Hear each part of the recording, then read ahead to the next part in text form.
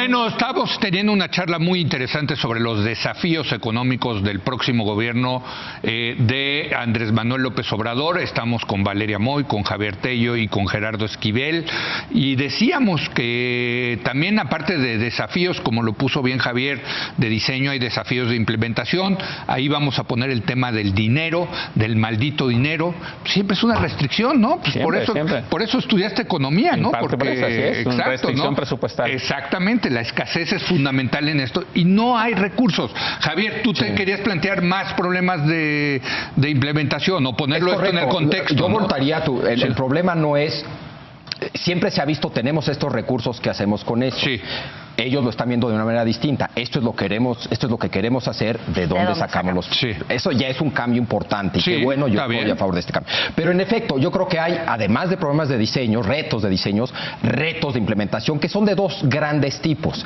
Los de la lana, de dónde sale, y los de capacidad burocrática. Es decir, puedes tener toda la lana del mundo y no tener la capacidad burocrática para implementar lo que tienes que implementar de una manera que dé resultados, que tiene que ver con conocimiento, con experiencia, con capital social de tu burocracia, con liderazgo dentro de tu burocracia, en fin, con una serie de variables más allá del dinero.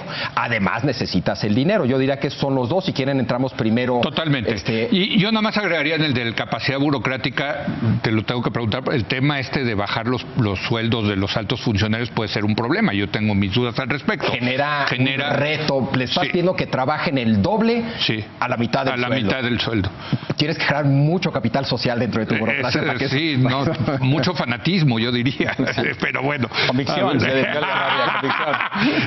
Bueno, empecemos por el dinero. ¿De dónde va a salir el tema del dinero? Miren, todas las propuestas más o menos se ha planteado que requieren alrededor de 500,000 millones de pesos. Sí. ¿Incluye la refinería, por cierto? Incluye la refinería. O sea, todos los proyectos están... Ya lo tienen sumado. En eso está contemplado, digamos, porque la refinería pues tampoco se construye en un solo año. Sí. Entonces hay una inversión inicial que está planteada para este año. 500,000 millones al año. En este primer año es el inicio y continuaría la mayor parte de esos gastos recurrentes, entonces se requeriría generar ese ahorro para el resto de los años. Más o menos estamos hablando del 10% del presupuesto actual. Exactamente. Okay. 2.5 del PIB. Si el presupuesto son 2.5% del PIB o 10% de todo el presupuesto actual, que es 5 billones de pesos, es decir, 5 millones de millones de pesos. Correcto. Entonces, ese es de lo que estamos hablando. Muchas veces se ha dicho que no hay margen. Esta administración fue muy enfática y fue muy convincente, me parece, en generar la idea de que era irreductible el presupuesto y que no hay forma, no hay margen prácticamente, etcétera. Bueno, nosotros creemos que eso no es cierto. Y creo que las cifras nos dan la razón. Es decir, cuando uno ve, por ejemplo, que el año pasado, por decir un ejemplo, lo autoriza, y que tiene que ver con lo que hablábamos al principio de lo autorizado por el Congreso y lo ejecutado por Hacienda, por el Ejecutivo Federal. El año pasado se autorizaron, no recuerdo la cifra exacta, pero digamos 100,000 millones de pesos para el ramo 23, que como se sabe el ramo 23 es este ramo que va a las entidades federativas, que está asociado a los históricamente famosos moches, ¿no? Y a otras cosas. Los partidos está asociado secretos, a todos los también temas es el heredero de los partidos porque secretos. es un gasto discrecional. Muchos de los casos asociados a la estafa maestra están asociados a recursos que provenían del ramo 23. Se aprobaron, digamos, 100,000 millones de pesos, no recuerdo el monto exacto, pero sí sé que lo ejecutado fue más de 300,000 millones de pesos. No, bueno, pues ahí, es decir, ahí está. 200,000 millones de pesos en exceso que por encima de lo que le aprobó el Congreso a las entidades federativas y que por decisiones del Ejecutivo se le otorgaron a las entidades federativas. Un ejemplo es...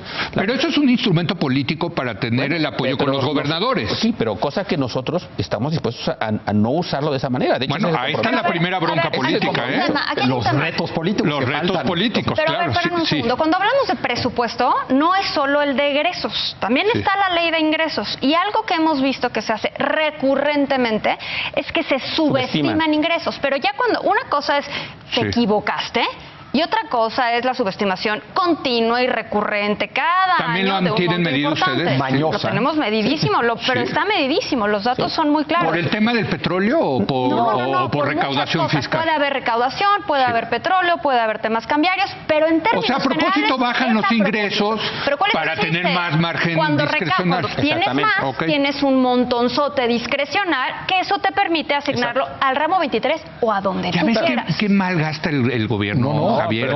Eso viene a comprobar lo que los liberales política, como tú decías, se hace política en Hacienda. Claro que se hace más que en gobernación. Ahora, siempre se ha hecho política en Hacienda. Tampoco es como pero tiene que ver con eso. Pero lo que están diciendo es que van a hacer una política diferente. Bueno, o sea, nosotros... No, porque eso de que van a dejar de hacer política tampoco, nosotros vamos a darle a las entidades federativas lo que apruebe el Congreso. O sea, lo que está mal del tramo 23... Lo que está, no, bueno, ahora sí, pero el Congreso, el presupuesto se puede aprobar incluso por consenso, en fin, pero lo que pasa ahora, lo que ha pasado todos estos años es el Congreso aprueba un monto de recursos a las entidades federativas y Hacienda termina dando más. El caso, por ejemplo, famoso de Corral y su controversia con Hacienda, en realidad lo que yo escribí, de hecho, un artículo diciendo, el problema... Me parece muy mala decisión de Hacienda de penalizar a un gobierno estatal por razones políticas como ocurrió. Pero en realidad yo dije también, está mal desde el principio que haya habido ese acuerdo a fines de diciembre para darle dinero al gobierno de Chihuahua de una manera completamente discrecional y opaca. Y con todos pasa. Y con todos pasa. Con todos pasa. Lo que pasa es que Corral... por razones políticas lo castigaron. Porque y salió a la luz pública. Pero todos los que sí se los dieron, mejor calladitos. Y Corral, por razones políticas, lo sacó a la luz pública. Así es. Entonces, pero el punto es ese. Pero eso es para decir, para responder la pregunta de si hay o no recursos. Bueno, ese es un ejemplo donde hay muchos recursos. Luego, hay otros recursos que nosotros... A ver, perdón, tú decías que sí. Yo creo que sí existen los recursos. O sea, creo que hay un del $500 billion de pesos que está hablando Gerardo, o sea, 500,000 millones de pesos. Mira, yo creo que hay recursos. ¿Sí hay? ¿Sí crees tú que has estudiado el presupuesto? Yo creo que hay. ¿Y crees que los van a encontrar? Yo creo que los van a encontrar. Si los buscan, los van a encontrar. Yo creo que hay un tema importante aquí. Ahí está.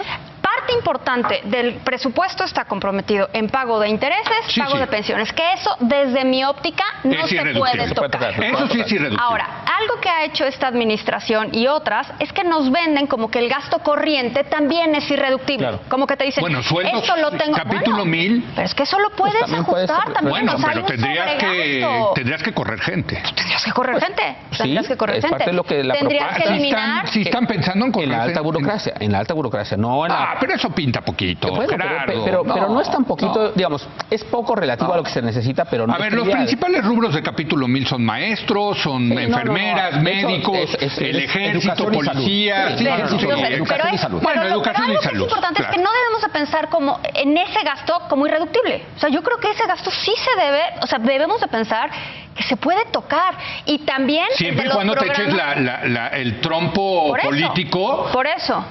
Es que es cierto, el que no puedes tocar es intereses y pago de pensiones. Eso sí. Pero lo demás sí lo y que por cierto, tocar. Son dos rubros que van al alza. Van al alza. Ahora, y los programas sociales que, como ya lo han mencionado, existen. Ya lo sabemos. 6,400, federales 147, pero esos también tienen presupuesto asignado. Pero entonces vamos a llegar al consenso en esta mesa de que sí van a conseguir los 500,000 millones de pesos. Yo puedo hacer ahí una, porque no creo que es así de fácil llegar a ese consenso, por lo menos desde mi punto de vista. Mira, yo creo que hay varios, hay varios argumentos. Uno, el argumento de que no existe ese dinero. Creo que Gerardo nos acaba de mostrar que sí existe.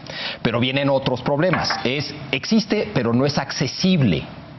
Por cuestiones técnicas, es difícil de conseguirlo, de hacer la talacha, de armar ese presupuesto base cero y hacerlo bien. Trató este gobierno. No, bueno. Déjame nada más mi listita, ¿no? Entonces, no existe, dice Gerardo que sí existe. Existe, pero no es accesible. Vamos a darle el beneficio de la duda y que tendrán la capacidad técnica para acceder a ese dinero. No es accesible en tiempo y forma. Es tarde o temprano, y para entonces el señor presidente se desesperará y podría cambiar la política económica. O es accesible en tiempo y forma, pero no sin pleito. Entonces esto lleva un pleito político bestial. Y finalmente, otro argumento es, vamos a suponer que si es accesible, que ganas el pleito político, pero lo ganas haciendo favores políticos. Compromisos. Que cuesta otra vez dinero. Entonces para mí serían, no existe, existe pero no es accesible pero no en tiempo y forma, no es accesible sin pleito y no es accesible sin favores, ¿no? Digamos, que yo lo resumiría como los neoliberales decimos que el presupuesto está lleno de intereses rentistas y entonces tienes que echar para atrás esos intereses rentistas, pero en el camino se generan otros intereses. Y además hay un problema técnico, estrictamente técnico, de que no es fácil hacer esto, aunque no existan esos intereses y estos favores y estas grillas políticas. Técnicamente no es fácil. No, a ver, déjame nada más un poco. Yo creo que los recursos existen. Ahora, no acabé de decir que el grueso de los 500,000 millones de pesos que se requieren para los proyectos que tenemos, el grueso vendría de recursos que ya están en el presupuesto de una forma u otra, como estas cosas que mencioné, los programas, los 147 programas federales que existen, que se están evaluando y que posiblemente ahí habrá ajustes importantes. Hay muchos programas, por ejemplo, productivos en Zagarpa, que pues no van a los pequeños productores que tendrían que modificarse. Rentismo para los grandes empresarios. Rentismo total, en fin, y eso se está evaluando. Eso se está evaluando y algunos de esos programas se eliminarán, se rediseñarán, se fusionarán. Digamos, estamos justo en esa labor. Sin costo ahora. Político. Eso tiene un costo político. O sea, la parte técnica yo no le veo mayor problema, eso lo estamos haciendo ahora. Va a tener un costo político posiblemente, es decir, habrá sectores que hoy en día que han extraído rentas todos estos años que se opondrán, pero digamos el mensaje, la propuesta del poder es hagamos lo que tengamos que hacer en el presupuesto para poder hacer las reformas que queremos, para poder empujar los programas sociales que queremos, que por cierto no son rentistas en el sentido de que los dos programas que tenemos, a ver, déjame, porque digo muy claramente las dos diferencias, los dos programas sociales que tenemos importantes, que serían emblemáticos, sería la duplicación de la pensión a adultos mayores, que no es rentista en el sentido de que es una población perfectamente definida por edad, con ciertos criterios, y que se está pensando hacerla, de hecho, universal, porque ahora está un poco focalizado. Pero bueno, ese es un tema donde, pues básicamente, cualquiera puede ser elegible. Y el programa de jóvenes que no estudian ni trabajan... A lo mejor no son rentistas, Gerardo, pero sí clientelistas. Bueno, podrían acabar siendo. Pero depende. Yo lo platicaba el otro día con Luisa María, va a venir alcalde, va a venir a platicarlo, pero esta cosa de que llega el gobierno, te da un cheque y 3 días después llega el del partido político para ponerte para agradecerte tu participación. Pero es discrecional, en el sentido de que en el caso de los adultos mayores, pues todo el mundo tiene derecho. No, entiendo. Entonces, digamos, esos programas va a tener recursos, de ahí el grueso de los recursos que estamos planteando saldría de lo que ya está en el presupuesto, y otra parte saldría de una cosa que platicábamos antes de entrar al aire, que es el tema de los ahorros en las compras de gobierno. Eso está interesantísimo. El grueso sale de reorganizar lo que ya está en el presupuesto, más o menos 75% sale de reorganizar lo que ya está en el presupuesto.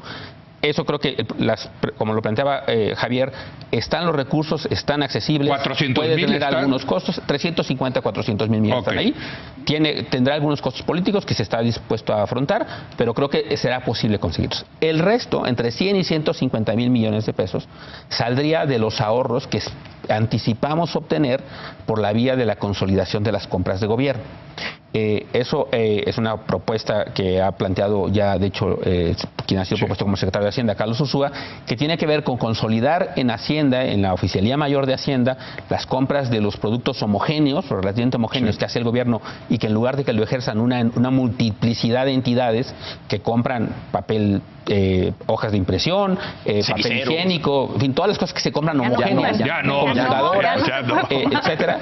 Todo eso se puede concentrar en una instancia que se encargaría de concentrar todo y que obtendría ahorros por dos vías. Por la vía de la escala de la compra lo haría más barato, y segundo, porque se combatiría la corrupción al hacer todo de manera electrónica, transparente, pública. Entonces, lo que hoy en día ocurre, que múltiples oficiales mayores compran el mismo producto con distintos precios, muchos de ellos veces con sobreprecios, entonces ahí está la corrupción, ahí se pierden recursos públicos. Ahí, al tener concentrado todo en una sola instancia, con acuerdos con empresas que ofrezcan los productos con tasas, a ciertos precios de ciertos productos, nos ahorraríamos un monto importante. Bueno, vamos a hacer una última pausa. Regresamos a esta discusión muy interesante de los retos económicos de la nueva administración de Andrés Manuel López Obrador.